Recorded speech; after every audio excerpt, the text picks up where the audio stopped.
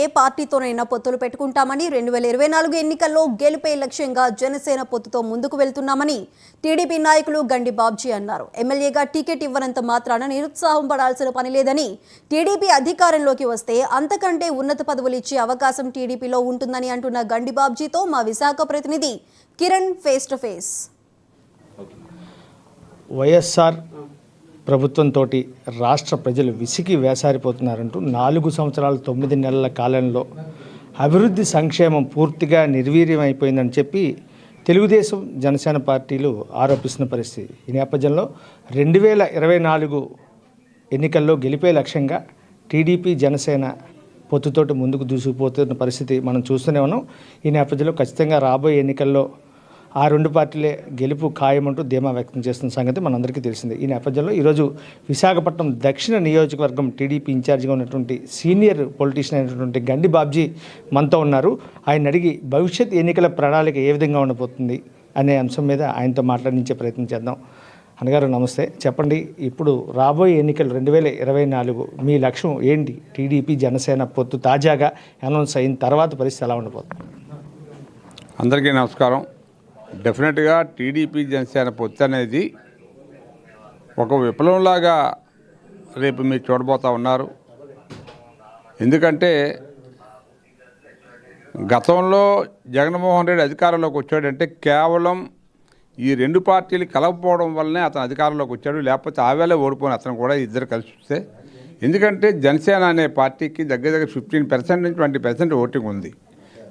సుమారు ఉత్తరాంధ్ర అంతా, కోస్టల్ ఆంధ్రాలో చాలా నియోజకవర్గాల్లో దాని ప్రభావం చాలా ఎక్కువగా ఉంటుంది. మీకు రాయలసీమలో తక్కువ ఉండొచ్చు, మిగతా ప్రాంతాల్లో అక్కడక్కడ తక్కువ ఉండొచ్చు, కానీ డెఫినెట్గా ఒక గెలుపోటములు మార్చే శక్తి జనసేనకు ఉంది. అందువల్లనే చంద్రబాబు నాయుడు గారు ఇటువంటి రెడ్డి లాంటి మూర్ఖుని ఓడించాలంటే జనసేనతో కలిసి వెళ్తేనే మనం సాధించగలం అనే ఉద్దేశంతో ఈవేళ 2 కలిసి వెళ్తున్నాయి. అంత మాత్రాన ఏదో ఒక పార్టీ వీకు, ఒక పార్టీకి పెద్దదని ఏమి అనుకోవటం లేదు. ఇక్కడ ఇప్పుడు కూడా కలిసి పనిచేస్తే ఒక పెద్ద శత్రువును కొట్టవచ్చు అనే ఉద్దేశంతో ఇటువంటి ప్రయోగాన్ని చేస్తూ నడుస్తుంది ముందుకు ఈ 2 పార్టీలు. సార్, పర్టికులర్గా ఎప్పుడు ఎన్నికలు వచ్చినా సరే తెలుగుదేశం పార్టీ మిగిలినటువంటి శక్తులు మిగతా పార్టీలు అన్నిటితో కూడా పొత్తులు పెట్టుకొని ముందుకు వెళ్ళే పరిస్థితి. తెలుగుదేశం అంటే చాలా చరిత్రాత్మకమైనటువంటి పార్టీ. అయితే ఈ పరిస్థితి ఎందుకని ఎప్పుడు ఎన్నికలు వచ్చినా సరే ఆంధ్రాలో ఇదే పరిస్థితి కొనసాగుతుంది? అంటే ఏమవుతుందంటే మీకు తెలుసు, ఏ ఒక్క చిన్న ఛాన్స్ కూడా ప్రతిపక్షానికి అవకాశం ఇవ్వకూడదని వీక్ అయిపోయినట్టు కాదు. ఇప్పుడు ఉదాహరణ మీకు చెప్దాం. ఈవేళ అతను ఏమిటంటే మొన్న లాస్ట్ టైం ఒక ప్రయోగం చేశారు, ఫెయిల్ అయింది కదా. దాన్ని బట్టి ఇప్పుడు మళ్ళీ మనం ఏంటంటే ఆ ఒక్క అవకాశాన్ని కూడా వదలకూడదనే ఉద్దేశంతో తెలుగుదేశం పార్టీ ఎప్పుడు కూడా ప్లాన్ చేసి పక్క పార్టీని కూడా వెళ్ళిపోయిన పార్టీని, అందులో మనం అంటే కోరుకునే పార్టీని తప్పలేదు ఎలియన్స్ తీసుకోవడంలో తప్పలేదు ఉద్దేశంతో ఎలియన్స్ తీసుకుని వాళ్ళకు కొన్ని సీట్లు ఇచ్చి ప్రభుత్వాన్ని ఏర్పాటు చేయడం సహజం అని. సరే, ఈ పరిస్థితుల్లో ఈ పొత్తులతో ముందుకెళ్ళిన నేపథ్యంలో స్థానికంగా ఉన్నటువంటి నాయకులు కొంత ఇబ్బంది పడే పరిస్థితి ఉంటుంది. ఎప్పటి నుంచో పార్టీని నమ్ముకునే ఉన్నాం, ఇప్పుడు ఎవరో కొత్త వ్యక్తులు వస్తే వేరే పార్టీ నుంచి వాళ్ళకి ఎక్కడ ఛాన్స్ ఇస్తారని చెప్పి ఒక భయం అనేది ఉంటుంది. మరి ఇలాంటప్పుడు ఇప్పుడు మీరే ఉన్నారు, ఫర్ ఎగ్జాంపుల్ మీరు సౌత్లో ఖచ్చితంగా మీరు కంటెస్ట్ చేస్తారని చెప్పి ఇప్పటికే నమ్మకం అయితే ఉంది. ఇలాంటి పరిస్థితుల్లో ఇలాంటివి జరిగితే ఎలా అనిపిస్తుంది? అంటే మీకు మనం ఒక అవగాహనతో, ఒక ఎక్స్పెక్టేషన్తో ఉంటాం కాబట్టి తక్కువ పార్టీ మనకు కాకుండా వేరే వాళ్ళకి ఇస్తే బాధపడే పరిస్థితి ఉంటుంది, తప్పనిసరిగా ఉంటుంది. కానీ అలాగని చెప్పి మనం ఓవరాల్ ఇంట్రెస్ట్ చూడాలి. రేపు వచ్చింది నిజంగా పార్టీ బతికి పవర్లోకి వచ్చింది అనుకోండి, మనకి మన నాయకుడు ఇంతకన్నా మంచి అవకాశం ఇవ్వచ్చు. ఎమ్మెల్యే కన్నా మంచి అవకాశాలు ఉన్నాయి, గవర్నమెంట్లో బోల్డ్ అవకాశాలు ఉన్నాయి. సో దాన్ని ఇస్తారు తప్పనిసరిగా. సరైన నాయకుడు అయితే ఎప్పుడూ కూడా ఏ పార్టీ వదులుకోదండి. ఇప్పుడు జగన్ ఉన్నాడు, ఎంతమందికి అతను తలుచుకున్న మనుషులకి పదవులు ఇచ్చాడు, అడ్వైజర్స్ ఇచ్చాడు. అడ్వైజర్ పనే లేదు అక్కడ. కారణం ఇటువంటి పరిస్థితుల్లో ఉన్న సందర్భాల్లో సహకరించిన నాయకులకి గౌరవం ఇవ్వాలనే ఉద్దేశంతో అటువంటి పరిస్థితి కల్పిస్తారు ఆ పార్టీలు. నాకు తప్పలేదు. మీరు అన్నట్టు ఎమ్మెల్యే ఒకసారి చేసాం, మనం పెద్ద బాధ ఏం లేదు. పూర్తిగా ఎమ్మెల్యే ఒకసారి కూడా చేయకపోతే కొంతమందికి అది బాధగా ఉంటుంది, అమ్మ నా ఎమ్మెల్యే ఛాన్స్ పోయిందని. మాకు అటువంటి బాధ ఏం లేదు. డెఫినెట్గా గవర్నమెంట్ రావాలి, నేను కాకపోయినా ఎవరో జనసేన ఎవరిని పోటీ చేస్తామంటే సహకరిస్తాం. గెలిపించుకొని ప్రభుత్వాన్ని తీసుకొస్తే వాళ్ళకి మంచి జరుగుతుంది, మనకి మంచి జరుగుతుంది. సార్ ఇప్పుడు రాష్ట్రంలోకి కొత్తగా కాంగ్రెస్ పార్టీ మళ్ళీ ఇప్పుడిప్పుడే పుంజుకునే పరిస్థితి కనిపిస్తుందని చెప్పి ఆ పార్టీ వర్గీయులు అంటున్నారు. మీరు కూడా గతంలో కాంగ్రెస్ సీనియర్ మోస్ట్ లీడరే.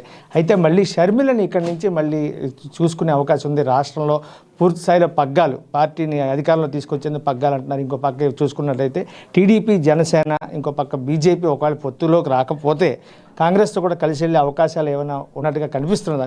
మీ నోటీసులో ఏమైనా ఉందా? లేదండి, అంతవరకు నాకు ఇంకా తెలియదు. ఇంకా మనం అది ఎక్స్పెక్టేషన్ చేయడం కూడా కరెక్ట్ కాదు. ఇంకా ఆవిడ డెసిషన్ తీసుకోలేదు, ఆవిడ ఇంకా తీసుకోవాలి. అవన్నీ కూడా జరగాలంటే చాలా టైం పడుతుంది. బట్ నేను అనుకోవడం ఈ ఎలక్షన్కి ఇవన్నీ కూడా ఇమీడియట్గా ఎగ్జిస్ట్ అవ్వవు. For a long time. రేపు పొద్దున్న సెంట్రల్ గవర్నమెంట్ అనుకోండి కాంగ్రెస్. సో రేపు పొద్దున్న ఏమవుతుందంటే ఆవిడ ఇక్కడ, అంటే అది నా అజంప్షను, ఆవిడకి ప్రెసిడెంట్గా వస్తే జగన్ దగ్గర ఎవడైతే భరించలేడో వాళ్ళందరూ కూడా షర్మిలాతో వెళ్ళిపోతారు. ఆల్టర్నేటివ్ షర్మిలా జరుగుతుంది. సో దానివల్ల మైనస్ జగన్కి అవుతుంది.